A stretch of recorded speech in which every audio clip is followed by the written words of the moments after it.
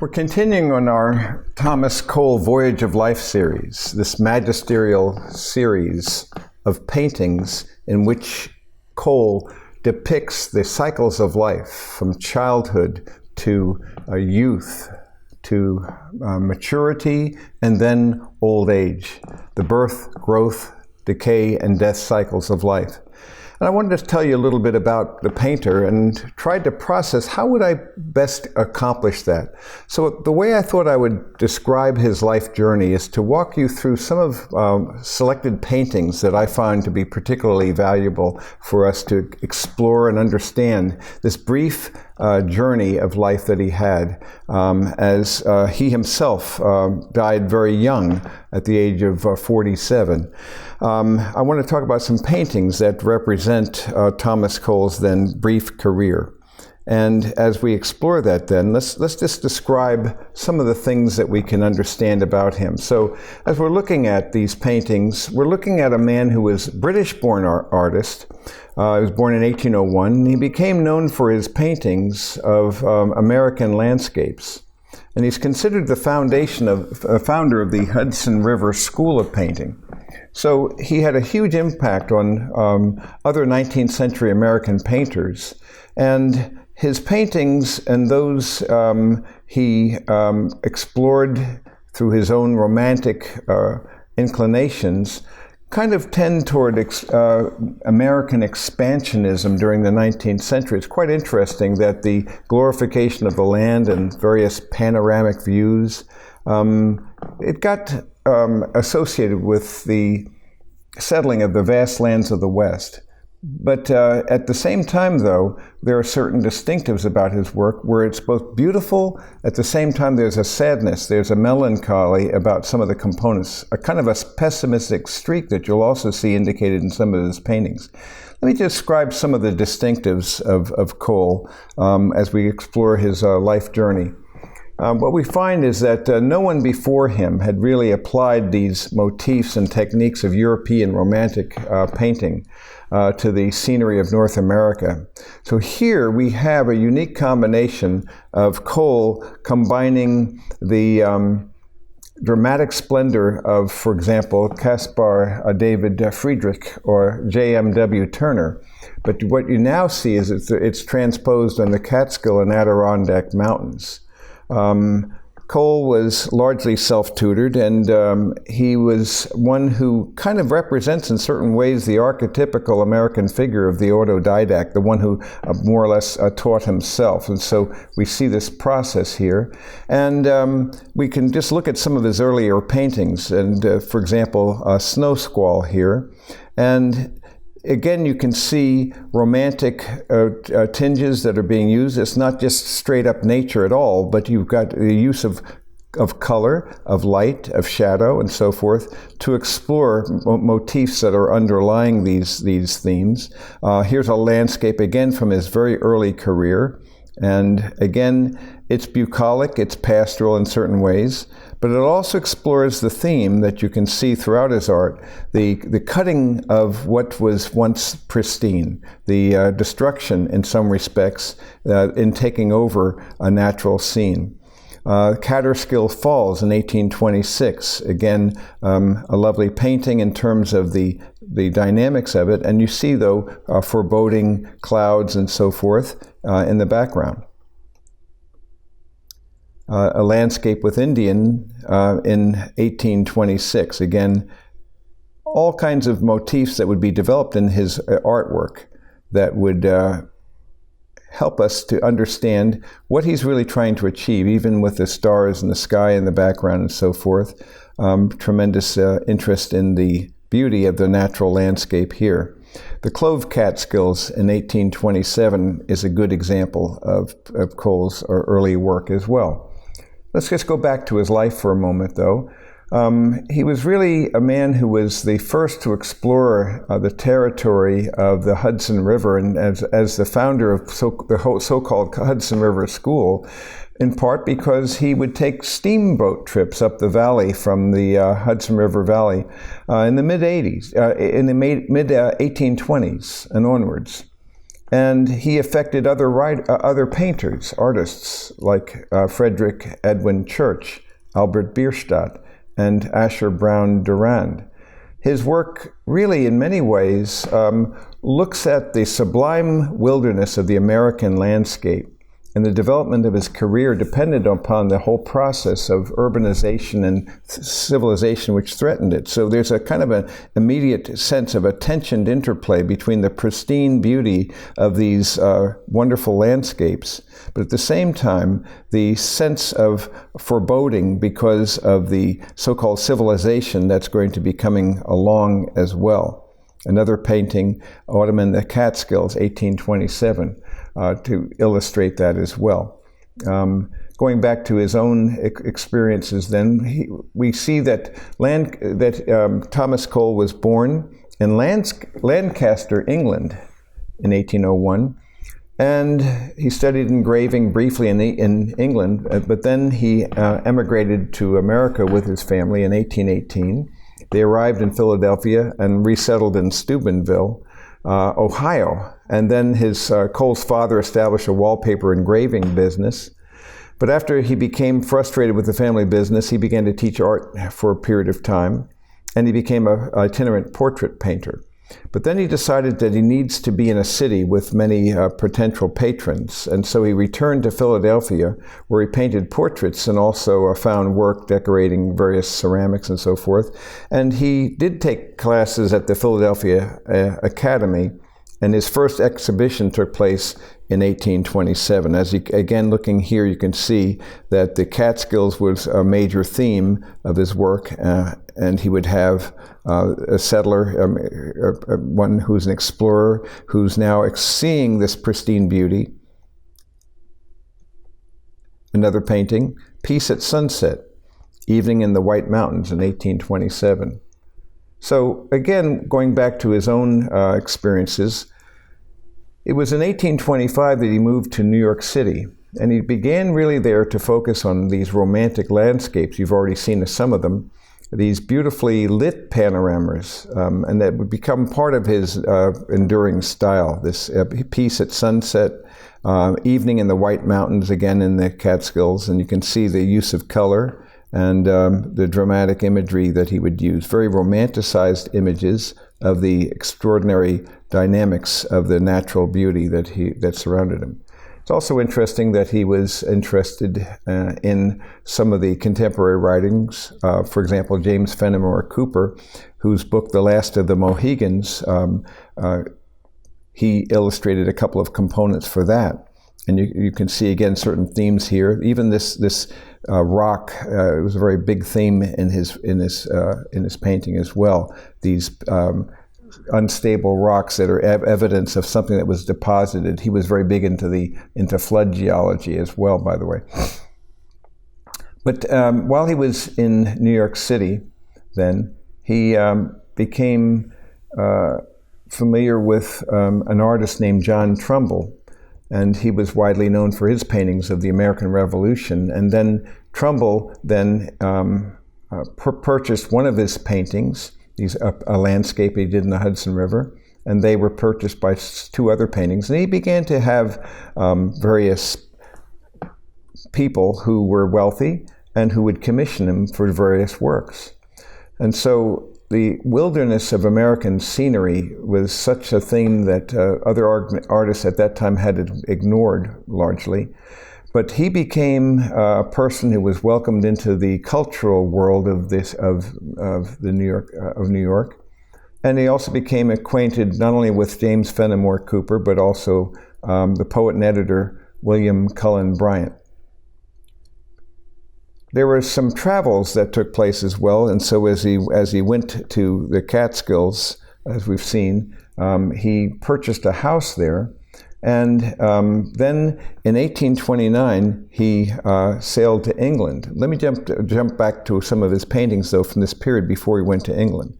This is a particularly interesting one, this expulsion, the moon and firelight. And what I'm seeking to do in giving you these paintings in his life is to give you really a sense of how his own experience then, and especially when it came to the spiritual components, kind of shaped his life and prepared him for this great work, this great series on the Voyage of Life.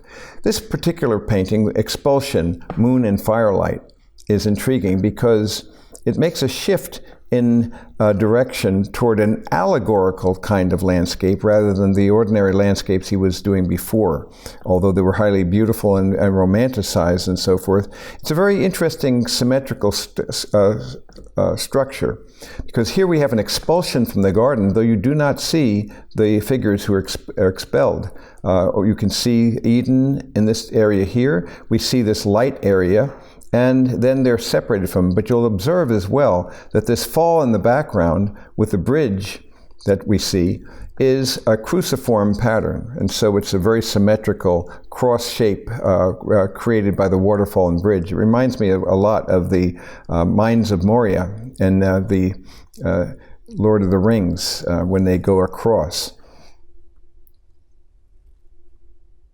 Another painting is the Garden of Eden. Again, some of it from this period of time, trying to illustrate again what was that like? What was the this theme of fascination with the landscape, elevating it to the honored level of history painting. And he wanted to present and paint landscapes that had a higher and holy meaning that would be something more than the ordinary theme that one would see. And so here's an example of that. And again, you see the figures very small in the background there, a waterfall way off in the distance, a mountain there, something magisterial, something very beautiful, very exotic kinds of plants that are seen. And that's the Garden of Eden. But then he had another painting, the Expulsion from the Garden of Eden, because here now he's trying to describe this scene from the book of Genesis. And here you do see the figures. And so if you can just take a look here, and you can see Adam and Eve being expelled from the garden, and you also see this light over here that is, as it were, keeping them from going back to Eden. And so we see, again, the structure is very similar to the other painting here. And we have an imaginative landscape based on American wilds, forming a backdrop from a scene from a myth from antiquity, so from the biblical themes. And so what he's trying to do is, there's a religious undercurrent in much of his work.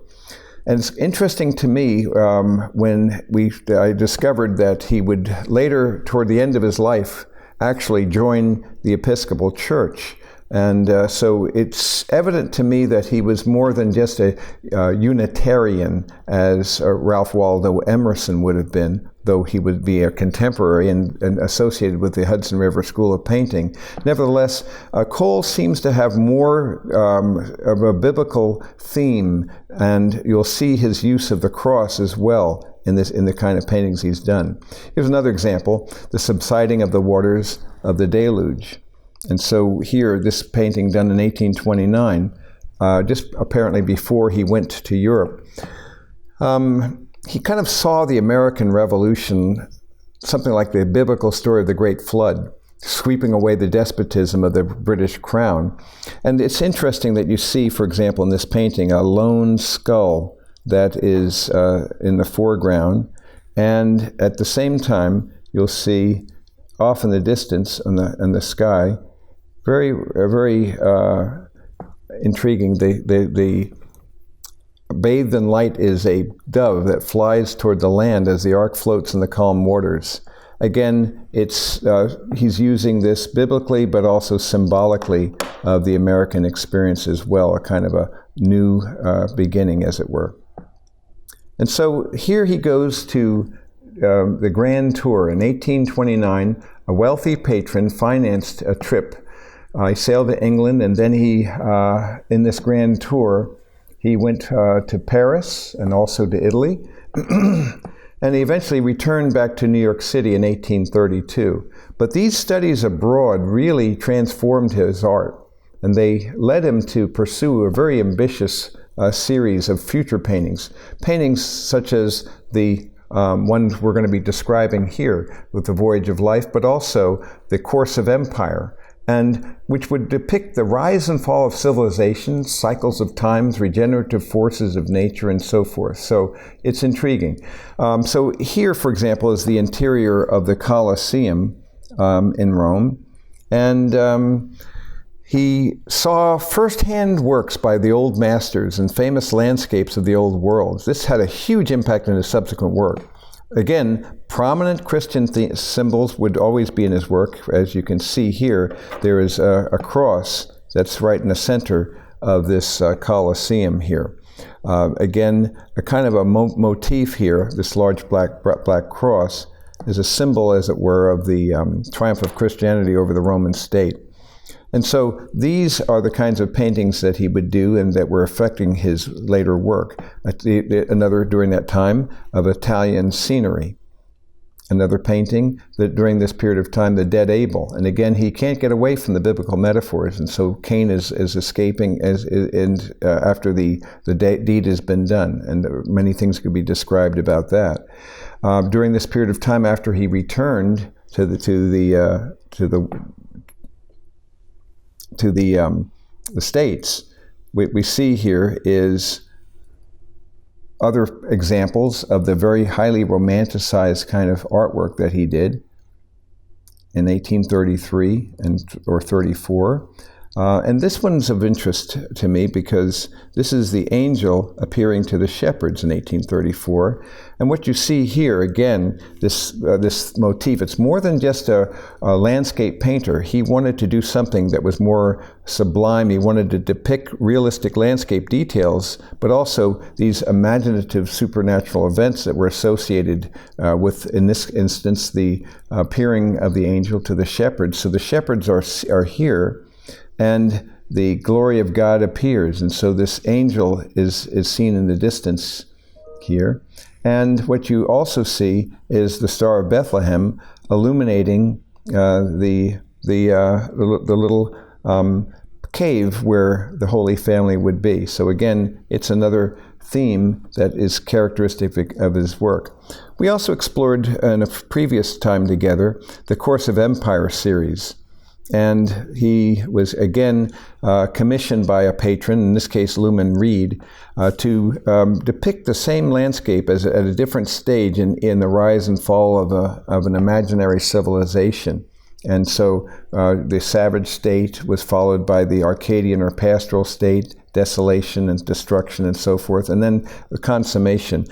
Basically, the theme of kind of triumph. America had liberated itself from the British Empire, but also caution, because that state could thereby become a new Rome, as it were, and he already anticipated that problem, the manifest destiny doctrine and so forth. Again, a paradigm of the Romantic spirit, melancholy and grand and conceptual scope, and somewhat didactic and moralizing, but there are always motifs behind his work that I think are important for us to take into account. Here, for example, a painting that he did called the Oxbow, one of his most famous paintings, and it's a view from Mount Holyoke. And in this painting, you have two very different aspects of life that are seen in the American landscape. So on the one hand, you have the uncultured landscape to the left. And then on the right you see the cultivated land, and it represents an image of security, but it's also complicated by the presence of scar lines, and nature's been tamed all right, but there's a kind of a threat to the pristine beauty. You can even see the artist himself is associating with himself with this side of the natural world. That's a kind of as it were, a self-portrait of himself. Some have also observed, some scholars believe that the lines that are found there, kind of an image, as it were, of the degradation that took place with human civilization, the scarring of the landscape. But some have noticed this in this area here that it would spell out the word Noah in the Hebrew, and would, from the aerial perspective of God, some have observed, possibly also read Shaddai, which is the Almighty. so that it would be an interesting possibility if that's the case. So again, there's always much more than meets the eye in his work. This is a view of the Catskills in early autumn in 1837 again. And then another painting that I selected. I selected this particular one because it's on Scroon Lake where the Word of Life camp is now. And I actually taught there for the Bible camp there a couple of times. And so this, again, the pristine beauty of Scroon Lake in New York. Here's a notch of the White Mountains. And again, various dimensions of magisterial beauty. And as also the Architect's Dream, which was done in 1840. I want to comment about that briefly because it relates to another aspect of his life. Unlike the landscape paintings, this has nothing of the nature of that, but actually all the works of man. And so he is more or less celebrating the history of architecture when he's doing this, and showing that the highest achievements of the past could be a way of guiding society to the present and to the future. Again, this theme of manifest destiny. But if you'll take a look, then you'll see the pyramid in the backdrop there, the great Greco-Roman achievements, as well as a medieval cathedral. All these things were woven together, and there's the architect with his books on top. Again, he was very, very intrigued about the area of architecture itself, and his own name is found on this painting here, painted by T. Cole for I-Town Arch, 1840. And Arch was so I-Town. It was Ithiel Town, and so here is the painting, and rather the pillar and the description of that painting there. And we go on from there to the Fountain of Vaucluse. Again, another interesting achievement because of his combination with ruins. He was very big with that, and how that fit in with these landscapes. Another painting, The Hunter's Return. And then we have the Mountain Ford, again, intriguing kinds of imagery that he developed, as well as the picnic. Now, the picnic's of some interest to me because of the nature of the implications of this painting. It's an idyllic scene of outdoor leisure activity, and you can see a guitarist in the center here, and they're having their picnic, and there's a boat that's coming in on the lake here.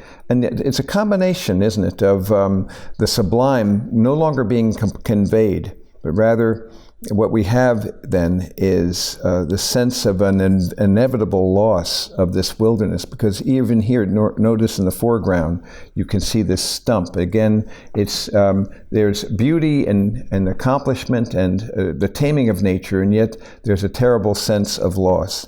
And it may have been this sense of inevitable loss that may have, some suggest, drew him, especially in the latter part of his life, into the faith, into his faith in the latter years. This is now, we're going really close to the end of his life. He died in 1848. This is Home in the Woods. Again, an interesting painting with various motifs that could be explored.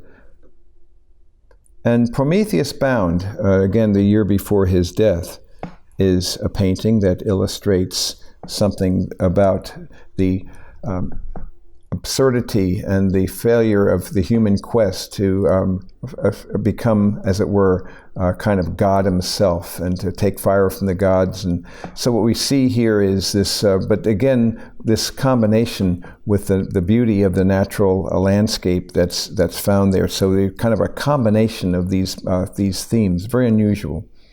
What's intriguing to me is near the end of his life, his last year, how he goes to a more cruciform pattern. This is the cross at sunset in 1848 that he painted. And again, if he were just, as it were, a Unitarian, I doubt that he'd be emphasizing the cruciform dynamic and what that looks like in terms of the implications for the gospel of Christ. You can see the obvious meaning behind here that the sun is going down and the cross is taking place, because remember, that's when he died between 3 and 6 in the afternoon. They had to remove his body before the sun went down. Now, I want to say a little bit about some other aspects about his life, but I want to zoom in on the Pilgrim of His World series, because this was a great discovery for me. Before I do that, though, I just want to say a few more words about Cole's own life. One of the themes that I see then in this very short but influential life, his use of natural landscapes and allegorical scenes and so forth, that he really had a huge impact on many, many in his generation and those who followed him. And indeed, Christianity had a significant influence on his paintings and on the paintings of other Hudson River School painters. It's very evident in the pursuit of the sublime, the idea of using natural landscapes and allegorical scenes.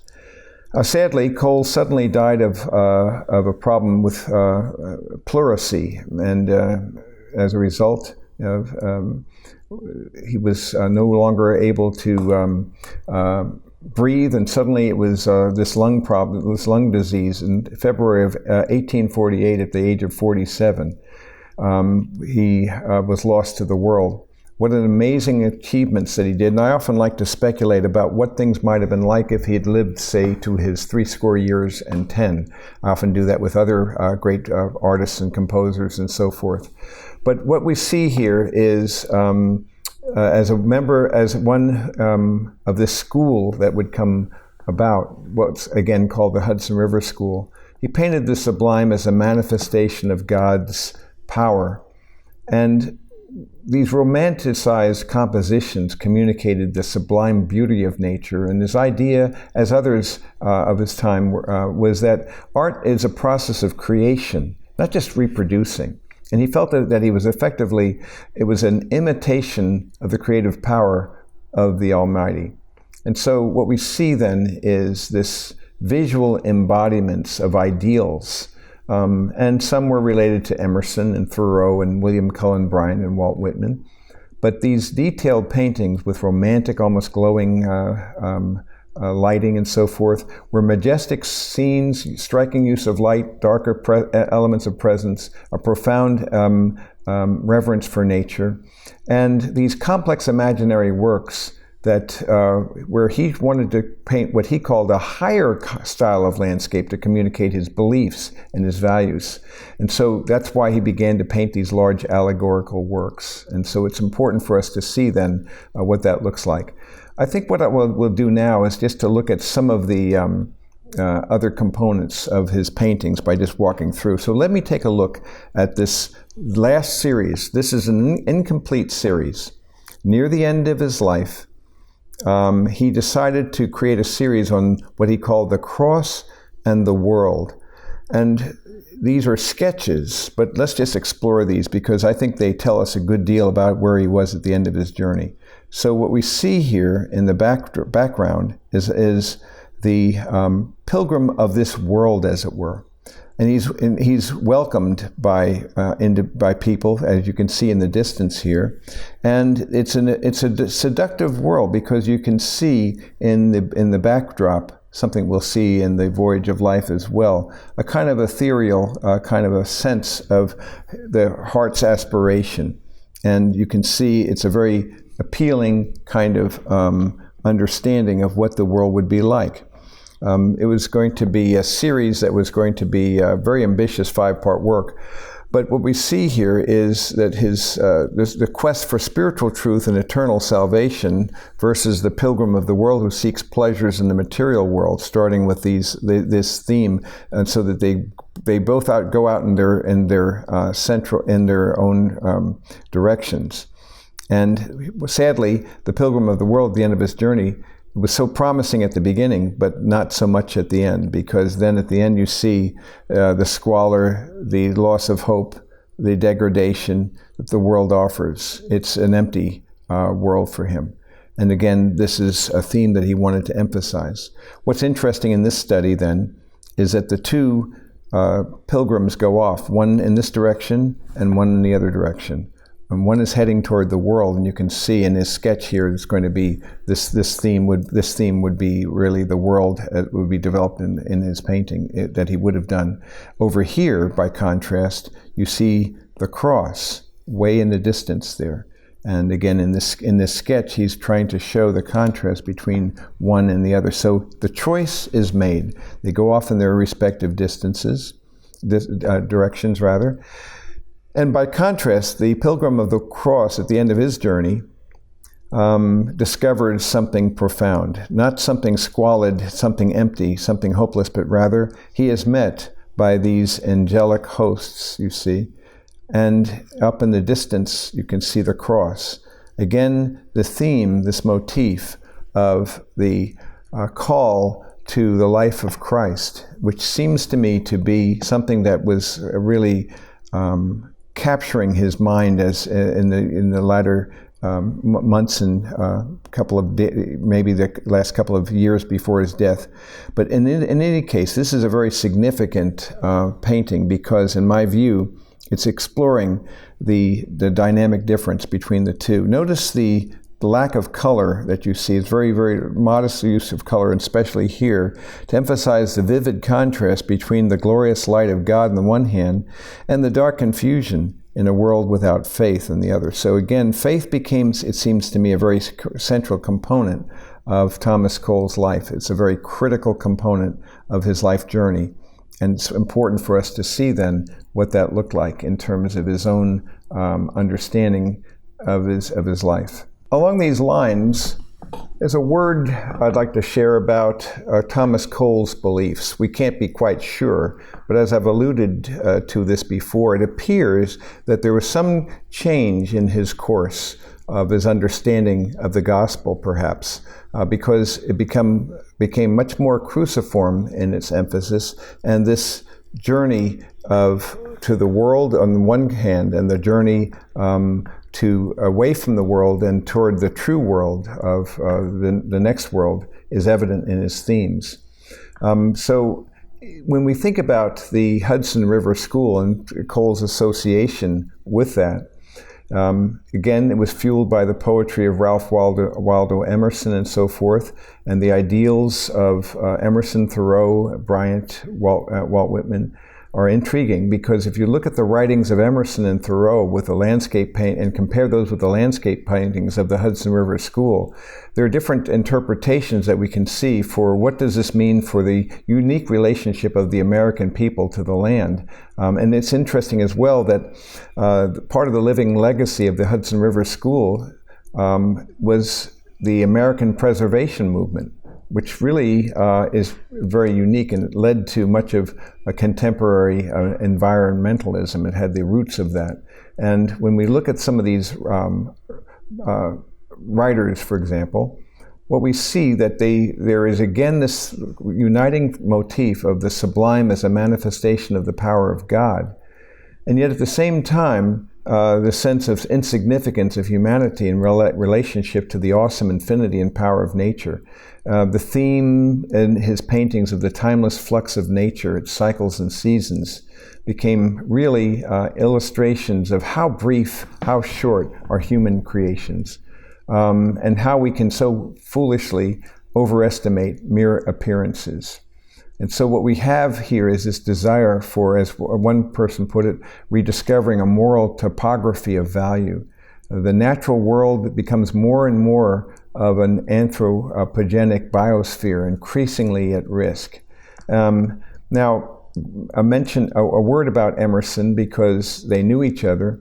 He, as I said, was a Unitarian. He believed that God is one and all. The totalitarian, in many ways, a kind of a similarity with the kind of pantheism of Baruch Spinoza. Nature becomes a dimension of that totality, where one is accessible and in immediate experience in nature, and that reflection then shows the confirmation of the awesome presence of God. Whereas Thoreau was somewhat more of a nature philosopher. And in that context, he wanted us to have a sense of meaning, of direction and purpose through immediate contact with living creatures, the vicissitudes of the seasons and so forth. And so there's God is plays much less of a role in Thoreau's world than he did in Emerson's. But even there, I think with Cole, what I see in him is someone who has similarities with them, a similar spirit, but at the same time, an understanding that there's got to be more. And my own guess and belief, looking at these Pilgrim of the Cross paintings again, when you see this contrast between the cross and the world, the two choices that are made between the two, it seems to me that this became an increasingly evident theme and motif. It's interesting to speculate what would have happened then if Cole had lived longer. So what I want to do is, in our next time together, is to explore now the actual Voyage of Life series that I've been promising to give you all along, but now I wanted to set up a backdrop. I'm seeing this motif, and we've explored a number of themes along these lines. Just to give you a bit of a summary of where we've been, and we've been looking at the whole theme of the realm of art, and music, and literature, and poetry specifically, as well as film. And we've explored, because this is a basic theme, a motif, that all of us are embedded in this journey. And so we need to discern, what is this life about? And if it's based upon just our own lights, it's not going to be sufficient. Ultimately, we have to have a third way of knowing. And so as I see this third way of knowing is revelation. So when we look at revelation itself, when we consider the idea of two forms of revelation, one form of revelation is what's called general revelation. And general revelation means that that's what's available to every person, because this is what's been revealed. As we see in Romans chapter 1, for example, we see this clear theme that the work of God is evident, because God has made it evident. Since the creation of the world, his invisible attributes, his eternal power and divine nature have been clearly seen, being understood through what has been made, so that they are without excuse. For even though they knew God, they did not honor him as God or give thanks, but they became futile in their speculations, and their foolish heart was darkened. Professing to be wise, they became fools and exchanged the glory of the incorruptible God for an image in the form of corruptible man and of birds and four-footed animals and crawling creatures. So what we see in the sequence of Romans 1 is a spiritual rebellion, which led to an intellectual darkness and then to a moral corruption. So it was an inside-out process. So Paul makes it very clear, though, that there is a general revelation that all can discern at least his eternal power and divine nature. As well, Paul goes on in Romans 2 to add another component when he speaks about the conscience. And so he speaks about the whole idea of the human conscience in terms of something that is actually known by all. Because when he says, all who have sinned without the law will also perish without the law. And all who have sinned under the law will be judged by the law. For it is not the hearers of the law who are judged just before God, but the doers of the law. Then he goes on to say, when Gentiles who do not have the law do instinctively the things of the law, these not having the law are a law to themselves. In other words, they don't have special revelation, but they do have general revelation. And that revelation is not only the nature, where they know that there is someone who made it all. His eternal power and divine nature is very evident. But more than that, we also see that there's a law in their own hearts. There's their conscience. So there's another dimension, that we are people who bear the image of God. And so Paul goes on to say, the work of the law is written in their hearts. Their conscience bears witness, and their thoughts alternately accuse or else defend them on the day when, according to my gospel, God will judge the secrets of men through Christ Jesus. So what we see here is that we have this component of general revelation, but then there's special revelation. And we see in this general revelation that there are dimensions about God and the conscience, but in special revelation we see the amplification of the source of these transcendentals, as they're called, truth and goodness and beauty. And it requires Scripture, the third way of knowing, not just empiricism or rationalism, not just our senses and our reason, but also a third way of knowing, which is the Word of God, and that God revealed himself in a decisive manner. And indeed, as we can see in the book of Hebrews, the most decisive form was in his Son. And so we see that he is in these last days spoken to us in his Son, and he is the radiance of his glory and the exact representation of his nature, upholds all things by the word of his power. And so what we see is that he has revealed himself with greater clarity in the progress of revelation. And because he is the wellspring of truth and goodness and beauty, we, being image bearers, are also rational beings, moral beings, and aesthetic beings. And what we could not know from special general revelation would be that the one who holds the galaxies together, the one who is the author of matter, energy, space, and time, is also the lover of our souls. This we could have never known. That required God's revelation in space, time, and history. And so as we see this, then, Cole, I think, is one who was affected by the beauty of the general revelation, and he had a great spirit to appreciate that, tease that out, and imitate God, and really kind of create new things as a sub-creator or co-creator with God, taking the materials that God's created and then shaping them in the imaginarium of his mind, and using spiritual motifs to put that together.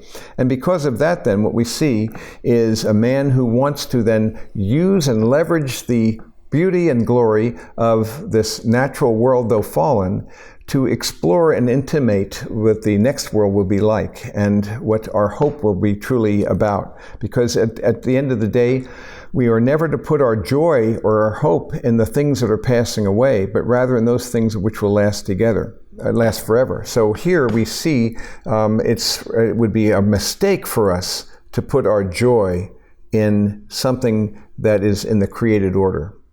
But it would be the right thing, the wise thing for us to do, to put our joy in what's not yet, what's coming, what is to take place. Because in this fallen world, then, we're being prepared for our true home as sojourners and aliens and citizens, rather, of heaven. And as a consequence, then, Cole's motif of a pilgrim and moving through this world in that manner becomes very evident, that you can see in his work then this whole concept of what that means then to be on a pilgrimage in this world. And in the pilgrimage of this world then, it will lead ultimately at the end of the journey to the cross, or for the person who refuses to see that and decides to pursue the way of autonomy, then it would be actually the desolation, the degradation, the lack of and loss of hope, because he put his hope in the wrong thing. So we are wise and well advised by the paintings of Cole to put our hope in those things which will last forever.